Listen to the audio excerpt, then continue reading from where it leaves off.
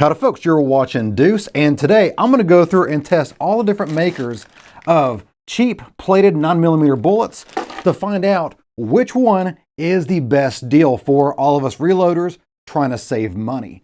If you remember several weeks or months ago, I can't keep track, I had an issue with my new Canik Rival pistol where I could not shoot my standard lead cast bullets here. I still use them on occasion, but they do tumble out of the barrel. I have a whole video on this. I'm not going to go in detail right now, but if you want to go to that link right there, that should take you to the big old video on that subject. I do not normally buy bullets for reloading. I've always cast them out of raw lead, but now I've got to buy them. So I had to do some research on this. I went on the internet, I went on Reddit, and I asked the peanut gallery there, what cheapest bullets do they recommend me buy and test out? And I got a whole slew of answers, and these were the best ones that I could find.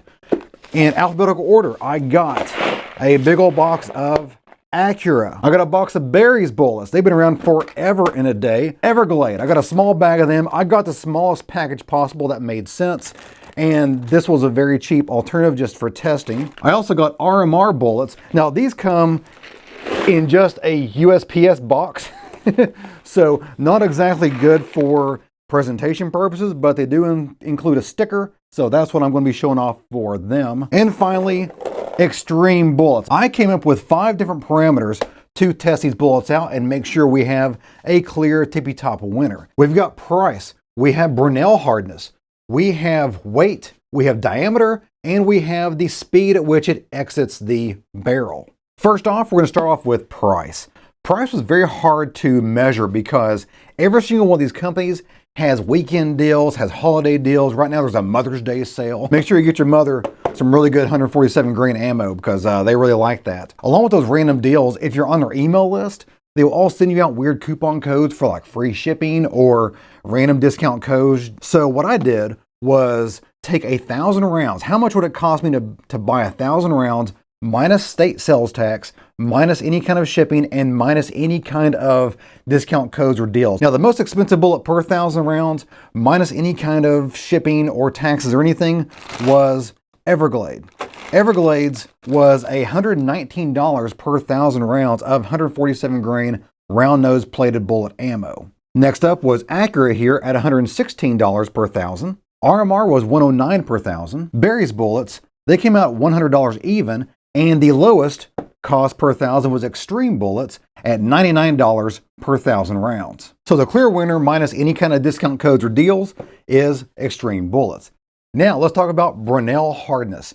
Brunel hardness is basically a measuring scale that measures the hardness of any item for the most part, but we use it in reloading. When you're casting your own bullets, you want your cast lead bullet to be of a certain hardness so it can bite into the rifling. But in this case, I'm looking at basically how sturdy the bullet is. If you drop a plated bullet onto concrete, then it could very well deform it enough to be a loading issue for your pistol. If your pistol is kind of finicky and say you're loading hollow points or running with hollow points, then a severely dented plated bullet could cause an issue. In order to test the Brunel hardness of these bullets, I pulled out my old Lee Precision lead hardness tester kit. And it is coming handy many times in diagnosing casting issues, my cast lead bullet issues. And now it has shown that there is a difference between these bullets. It's a very simple little thing here. Basically, this has a spring-loaded ball that you force the bullet up into using your reloading press right there. And it basically puts a divot in there, and you use a calibrated little spyglass here to measure the dent, and you take that measurement of the dent, you put it in their formula, and it spits out a Brunel hardness for that bullet. Each box here got 5 random samples tested here, and the softest at 10 Brunel hardness is the Extreme bullets. The next step up from that was a tie between Acura and Everglades. They both had 11 on the Brunel hardness scale. Next up was a surprising 18 Brunel hardness is Barry's bullets. I don't know if they're using a harder lead, or if they're double coating, or it's a thicker plating on the outside that's leading to a much harder coating. But that is very hard for a plated bullet, which is nice because if you drop that, it's not going to be deformed nearly as much. Another advantage of the harder bullet is that you can push it faster out of the barrel. Now, Barry's bullets, the box says it has a maximum speed of 1,250 feet per second, which is, I mean, pretty fast for a 147 grain round. But I believe you can push it even faster if you wanted to get to that plus P mark on your pistol. You could probably push this faster and be fine because of the extra hardness of the bullet. And the winner at a whopping 31 Brunel hardness is RMR bullets. And there's a reason for that. They're not plated bullets. They're full metal jacket. So I assume someone from the peanut gallery did not read the assignment correctly and just gave me the RMR as a cheap bullet in general, which I'm glad I did because I ordered them not even knowing that they were full metal jacket, but they sure as heck are full ass on metal jacket, not plated, which means it's got the big, huge, heavy duty copper cladding on the outside. Another advantage of full metal jacket is that you can pretty much shoot it through any type of barrel profile and barrel rifling type and be okay. So you can shoot this through a normal, not a Glock if you want to. You can shoot it through any of these Florida Man options over here. You can shoot it through the polyamorous rifling that the Glock is known for. Yes, I know it's not called that, but that makes it more funny, doesn't it? So hats off to RMR being a cheap full metal jacket round. The third parameter is diameter. This is a 9mm application, so the diameter should be somewhere around 0.356 to 0.357. If you go too far outside that range, both too large and too small, you can have all kinds of issues with either cycling. If the bullet's too big, it may not fit in the chamber properly or load properly. And if it's too small, it may not engage the rifling enough and not be accurate. So it's a very tight tolerance that we need these bullets to be in. So I grabbed just an old mic that I've always had around. You know, when you're a reloader, when you get into serious stuff, you end up going beyond the calipers and getting a mic to mic things out, and that's what I did. Both Acura and Barry's bullets was right on the money.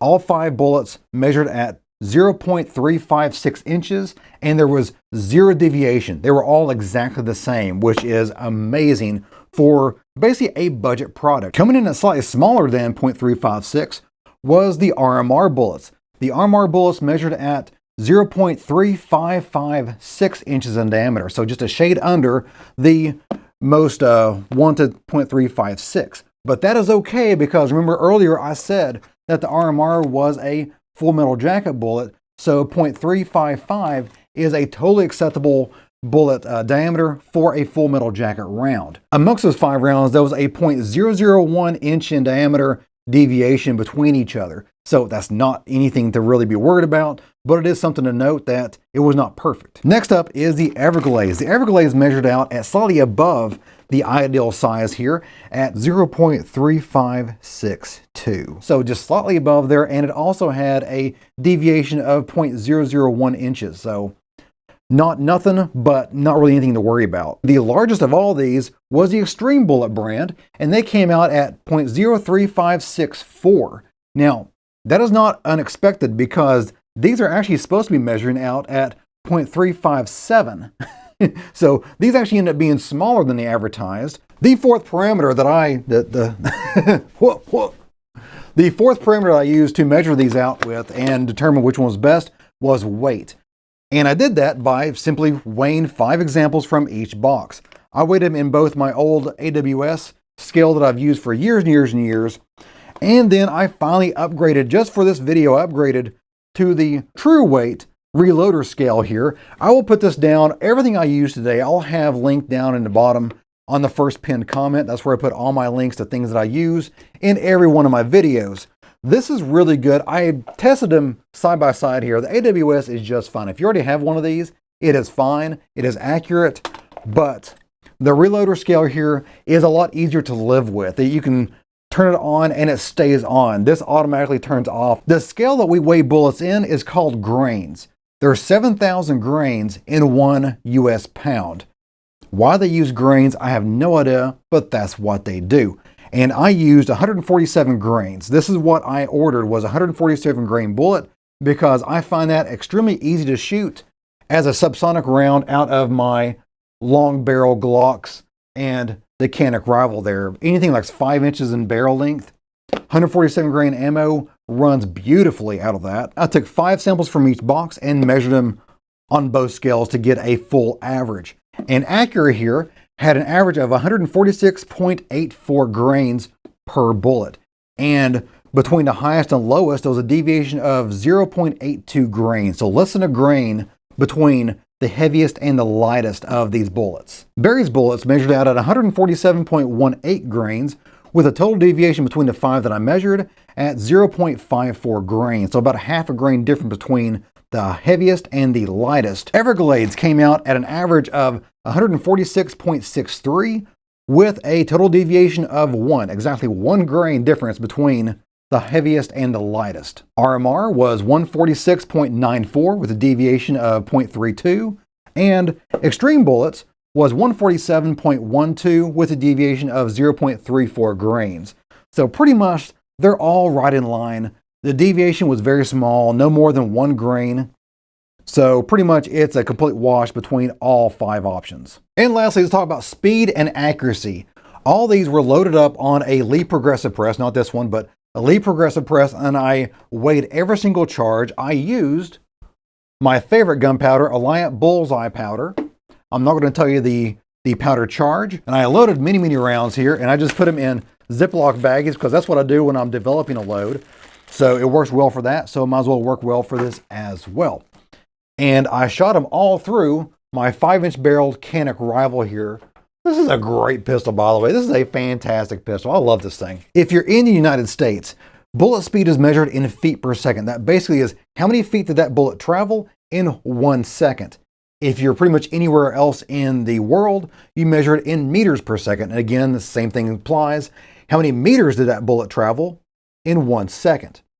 Since I'm in the United States, I am measuring in feet per second. So all these will be measured feet per second. You can do the math if you want to, if you're elsewhere in the world. Alrighty, folks, we're now down at the farm. We'll be testing these out in the real world in my Canic Rival pistol, where they will pretty much live and breathe for the majority of their time.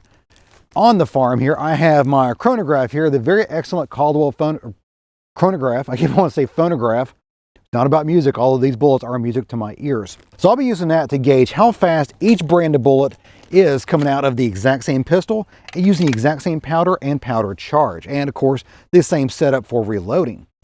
I'll also be at the same time testing out the accuracy right there and also verifying that the bullets are not tumbling. Starting off, Acura. Acura got 887 feet per second with a total deviation of 33 feet per second, so pretty decent. Barry's Bullets, 916 feet per second with a total deviation of 38. Everglades, 925 feet per second with a deviation of 37. RMR Bullets got 892 feet per second with a deviation of 38. Extreme Bullets had an average speed of 901 feet per second with a deviation between the fastest and the slowest at 78 feet per second, which is twice as bad as the next worst one. I have no idea why there was such a deviation on the Extreme Bullet spread, but apparently there was. I did a lot of testing on this.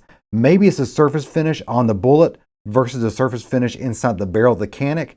No idea, but I did observe it. I did actually test further. I didn't just do 5 out of them. I just tested several of these because I had extras just to make sure. And again, it really did have that kind of variance on it. I'm very surprised by that. And that could actually be an issue. If you start shooting competitively, you'll find out that the bullets, the ammo that you use is subject to testing. And if they test below a certain margin for speed, because every competition has a certain minimum standard, minimum spec for your bullets as far as power goes. And that's typically a formula that involves the weight of the bullet and how fast the bullet is going. So if they randomly grabbed one of these that was on the lower end of the speed for this Extreme Bullet, you may be disqualified. As far as accuracy was concerned, none of the bullets tumbled. All of them hit true and straight right through the target just perfectly fine. And they were all well within the A target, the A part of the target, which means that they were all just as accurate as each other. No concerns about accuracy with any of these brands. Which of these bullets do I think is best? Remember, I have 25 years of reloading experience. I have been a competitive shooter for 15 of those years, and I bought these with my own money using my personal email address. So they have no idea who I am when I purchased this. And honestly, what I'm going to go with, I'm going to be either going with the RMR, the Full Metal Jacket ammo is at a great price for that ammo, and its Full Metal Jacket is perfect for what I need it for. And the other one will be Barry's Bullets. as a backup if I can't get a good deal on RMR for some reason, if their shipping goes crazy, or if I can't get what I need from them, then I will be looking very, very closely at the Berries bullets. Going forward, I will be avoiding the extreme bullets, which is sad because I have a couple more of these boxes that I've bought over the years. But I will be avoiding that just simply because of the massive deviation in speed I'm getting out of my Canic. That will not be an issue for the vast majority of people watching this video, and this will be a totally acceptable product for you. But me, part of my hobby not only is competition shooting, but also in the reloading of that ammo. And also part of my hobby is to try to reload that ammo down as close to the bottom wire as possible, as just an extra challenge, an extra fun mathematical challenge for me, is to reload as low power as possible and still get by, still get over that hurdle. And I can't do that with an extreme spread of 78 feet per second. I just can't do that and be confident that I'm not going to be disqualified. If you guys know of another brand that offers a 147 grain plated or full metal jacket, round nose 9mm bullet, let me know down in the comments, especially if it's around the same price point. Let me know down in the comments below. I would love to buy that and test it out as well. If you found this video helpful, go ahead and hit me a like and put down in the comment section what you liked about it, what you thought was helpful, or if you have any comments or questions, leave those down below. I try to answer as many of those as possible. If you want to support the channel without any additional cost to you, hit one of those links down there in Amazon. Look at some of the things that I have there that I used on this video, or just use that link to go to Amazon and then buy something there. It's an affiliate link. Again, it supports the channel and does not cost you anything extra. And as always, you guys have a great day. See ya.